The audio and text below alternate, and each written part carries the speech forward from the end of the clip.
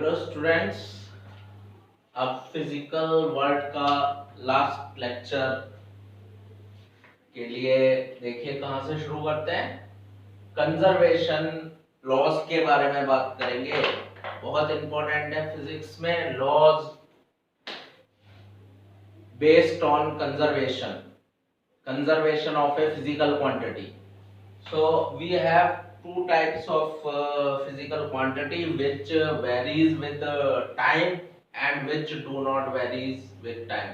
कुछ physical quantity time के साथ वेरिएशन शो करती हैं, कुछ नहीं करती। तो जो चेंज नहीं करती, जो क्वांटिटी चेंज नहीं करती है टाइम के साथ, वो क्वांटिटी कंजर्व क्वांटिटी कहलाती है नेचर में, और उनको कुछ कंजर्वेशन लॉज से हम गवर्न करते हैं। जैसे conservation of mass, you know very well everything in this world is made of matter. तो mass can not be created, can not be destroyed in a isolated system. Isolated system मतलब जिस पर कोई बाहर से कोई फोर्स नहीं लग रहा हो। तो किसी भी आइसोलेटेड सिस्टम का टोटल मास क्या रहता है? कंजर्व। ना मैटर को क्रिएट कर सकते हैं, ना मैटर को डिस्ट्रॉय कर सकते हैं। अगला है कंजर्वेशन ऑफ एनर्जी। बहुत इंपॉर्टेंट है कंजर्वेशन ऑफ एनर्जी। पूरे के पूरे यूनिवर्स में हम ये लॉज को अप्लाई कर सकते हैं। कंजर्वेशन ऑफ एनर्जी की बात कर रहे हैं। Energy can not be created, can not be destroyed, but it can be converted from one form of energy to another form of energy. जैसे कि डैम्स, डैम पर पानी स्टोर कर लेते हैं, तो वो एक हाइट पर स्टोर करते हैं, तो वहां पर उसकी पोटेंशियल एनर्जी होगी वाटर की, और जब उसको छोड़ देंगे पानी को, तो वो kinetic energy of falling water में कन्वर्ट हो जाएगी। वो टरबाइन को रन करेगी, और टरबाइन रन होगा तो आपका इलेक्ट्रिकल एनर्जी बन जाएगी। तो किस तरह से इलेक्ट्रिकल एनर्जी बनती है? डैम पर एक तरह की एनर्जी दूसरी तरह की एनर्जी में कन्वर्ट हो रही है, तो ना एनर्जी क्रिएट हो सकती है, ना डिस्ट्रॉय होती है। और अगर हम बात करें जो मैकेनिकल एनर्जी की, अगर बात करें कंजर्वेशन ऑफ मैकेनिकल एनर्जी, जो कि आप पढ़ेंगे 11th में, mechanical energy. What is mechanical energy? Mechanical energy क्या होती है? Mechanical energy is the sum of kinetic energy and potential energy. अगर हम बात कर रहे हैं मैकेनिकल एनर्जी की, तो it is the sum of kinetic and potential energy of a system. तो आप कह सकते हैं कंजर्वेशन ऑफ मैकेनिकल एनर्जी अगर कहें तो उसमें कहेंगे mechanical energy of a system remain constant, that is sum of kinetic and potential energy of a system remain constant. अब इसमें एक इंपॉर्टेंट बात डिस्कस कर लेते हैं कि E is equals to delta mc square. This is Einstein mass energy conservation law. Two laws which is combined together. First, conservation of mass. Second, conservation of energy. इन्हीं दो लॉ को अगर combined करके कहें तो वो Einstein mass energy conservation law हो जाएगा। E is the energy, delta m is the mass and c is the speed of light. What is c? Speed of light. What is delta m? Mass consumed. What is E? Equivalent energy. तो ये दो Einstein ने दोनों laws को combined United form में दे दिया कि अगर कहीं पर मास कंज्यूम हो रहा है तो उसके बराबर एनर्जी क्रिएट हो जाएगी, और कहीं पर अगर एनर्जी कंज्यूम हो रही है तो उसके बराबर मास क्रिएट हो जाएगा। यानी कि टोटल एनर्जी और mass of a system remain constant. ये आइंस्टाइन का mass energy conservation law, E is equals to delta mc square, इसको भी बोल सकते हैं। Next is conservation of charge. ये 12th में पढ़ेंगे आप। Conservation of charge. Charge can not be created, can not be destroyed but can be transferred from one body to another body. Charge को ना क्रिएट कर सकते हैं ना डिस्ट्रॉय कर सकते हैं, बट चार्ज को एक बॉडी से दूसरे बॉडी पर ट्रांसफर कर सकते हैं आप। तो कंजर्वेशन ऑफ चार्ज। फिर आपके पास दो इंपॉर्टेंट लॉ, बहुत ज्यादा इंपॉर्टेंट लॉ आ रहे हैं और वो बहुत यूज होंगे 11th क्लास में आपके पास। पहला है कंजर्वेशन ऑफ लीनियर मोमेंटम। दो तरह के मोमेंटम होते हैं हमारे पास।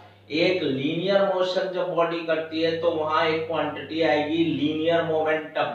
What is linear momentum? It is the product of mass and velocity, that is called linear momentum. तो conservation of linear momentum, in absence of the external force linear momentum of system remain constant।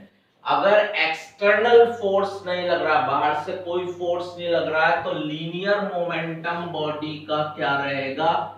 Constant रहेगा। 9th class में पढ़ा था आपने, mass into velocity का product constant रहेगा, यानी कि मास इनवर्सली टू वेलोसिटी। जैसे जैसे मास ज्यादा है बॉडी का तो वेलोसिटी कम होगी, और अगर कम मास है तो वेलोसिटी ज्यादा होगी।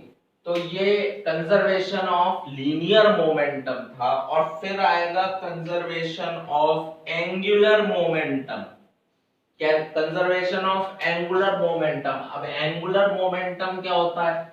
ये रोटेशनल मोशन में बात होगी। जैसे कि एक पहिया, बाइक का, स्कूटी का पहिया घूम रहा है, रोटेशन मोशन हो रहा है, ठीक है ना, पंखा, तो ये रोटेशन मोशन है, प्योरली रोटेशनल मोशन है। तो रोटेशन मोशन में आप एंगुलर मोमेंटम की बात करेंगे। एंगुलर मोमेंटम का फॉर्मूला आगे चल के पढ़ेंगे, आई इंटू ओमेगा। आई क्या है? मोमेंट ऑफ इनर्शिया, और ओमेगा क्या है हमारे पास? Angular speed. एंगुलर स्पीड बोलते हैं, एंगुलर वेलोसिटी बोलेंगे इसे। तो कंजर्वेशन ऑफ एंगुलर मोमेंटम, जैसे कि लीनियर मोशन हो रहा है तो लीनियर मोशन कब होता है? फोर्स लगाने पर बॉडी मूव करेगी।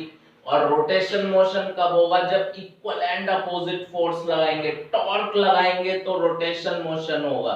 तो यहां पर हम बात करेंगे in absence of external torque. जैसे लीनियर मोमेंटम में हमने क्या कहा था? Absence of force. यहां क्या कहेंगे? In absence of external torque angular momentum of the system remain constant, that is I into omega remain constant.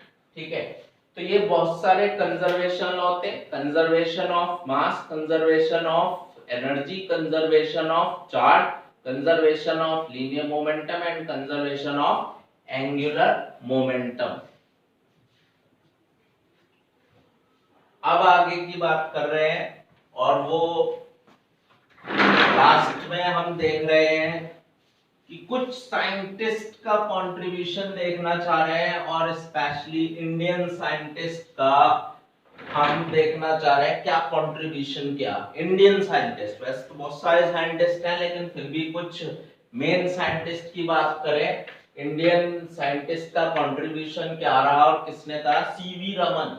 CV Raman, जिनको नोबेल प्राइज मिला था। रमन इफेक्ट उन्होंने डिस्कवर किया। रमन इफेक्ट मतलब inelastic scattering of light by molecule. Light जब molecule से टकराएगी तो फिर क्या चेंजेस आएंगे, तो वो रमन इफेक्ट सीवी रमन जो इंडियन साइंटिस्ट थे ग्रेट, उन्होंने डिस्कवर किया। फिर एस चंद्रशेखर, इसको तो आप जानते होंगे, जो एस्ट्रोनॉमिकल स्ट्रक्चर की बात करी स्टार्स की और उनका इवोल्यूशन, स्टार को कैसे बनता है स्टार और उसका स्ट्रक्चर क्या है, इन चीजों के बारे में डिस्कवरी करी चंद्रशेखर ने। फिर है हमारे पास होमी जहांगीर भाभा, डॉक्टर होमी जहांगीर भाभा, जिन्होंने न्यूक्लियर फिजिक्स में बहुत ज्यादा काम किया, न्यूक्लियर फिजिक्स में। फिर एस एन बोस, इन्होंने क्वांटम फिजिक्स, मॉडर्न फिजिक्स में बहुत ज्यादा वर्क किया।